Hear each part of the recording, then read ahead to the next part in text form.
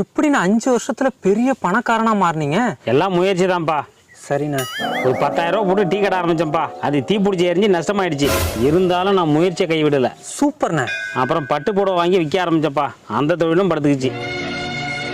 அப்பவும் முயற்சியை கைவிடலை. தெரியுண்ணா, உங்களை நினைச்சா ரொம்ப பெருமையா இருக்கு. தொடர்ந்து எல்லா தொழிலும் பண்ணி பார்த்துட்டேன்ப்பா. எல்லாத்தையும் நஷ்டம்தான்.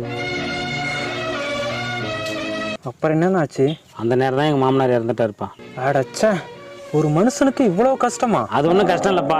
அவர் செத்ததுக்கு அப்புறம் அவர் சொத்து என் கைக்கு வந்துருச்சு. நான் பணக்காரன் ஆயிட்டேன். எருமை தெரியாம கிணத்துல விழுந்துச்சான். நான் தான் தள்ளி விட்டேன்னு எறும்பு பெருமைப்பட்டுச்சான். என்னடா முறைக்கிற? தம்பி, உனக்கும் மாமனார் இருக்காரு. முயற்சி மட்டும் கைவிடாத. நடக்கிறதெல்லாம் நல்லதான் நடக்கும். முயற்சி முயற்சின்னு சொல்லி இவன் தான் மாமனார் மூச்சை நிறுத்திருக்காண்டோ.